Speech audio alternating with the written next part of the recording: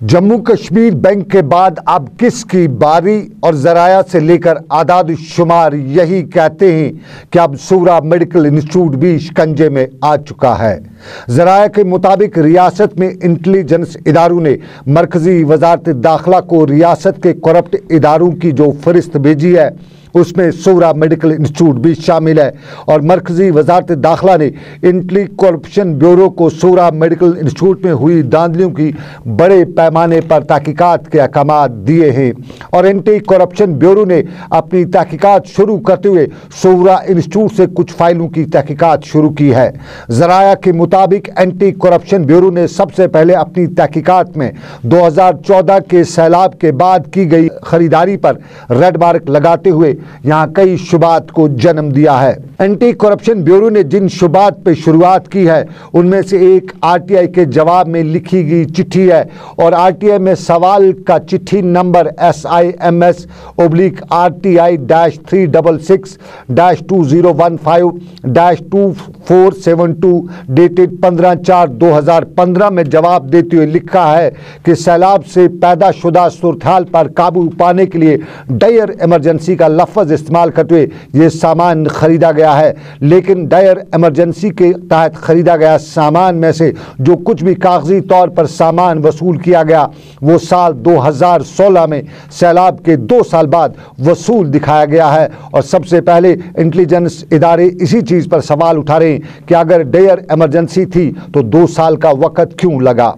Anti corruption bureau के पास documents के मुताबिक सैलाब के फौरन बाद सिक्किम्स बिमना के लिए 3,84,00,000 रुपए की खरीदारी की गई और ये खरीदारी उस सामान की गई जो सैलाब में तबाह हुआ था और इन डॉक्यूमेंट्स के मुताबिक सैलाब के लिए 4 अदद एक्सरे मशीनें, 5 अदद पोर्टेबल एक्सरे, 50 NI मशीनें, 5 ventilators, 120 syringe infusion pumps, 4 operation table, 96 lakh का फर्नीचर और 48 लाख की दवाइयां भी शामिल हैं।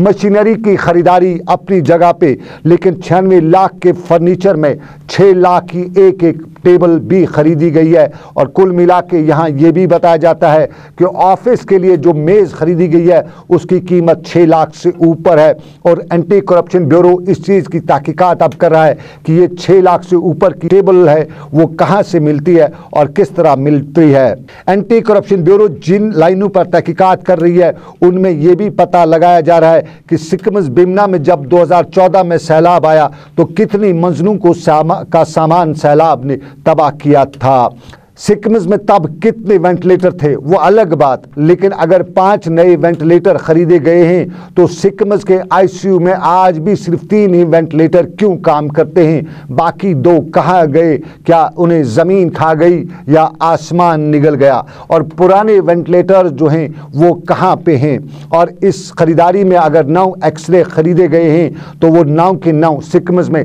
किस किस जगह लगाए गए हैं? और अगर खरीदारी में 4 ऑपरेशन टेबल खरीदे गए हैं तो फिर उन टेबलों में ओटी लाइट्स क्यों नहीं है? और अगर ओटी लाइट्स भी खरीदी गई थी तो फिर पुरानी ओटी लाइट्स कहाँ हैं? और नई ओटी लाइट्स खरीदने का इस सारे हिसाब किताब में कहीं कोई नाम नहीं है।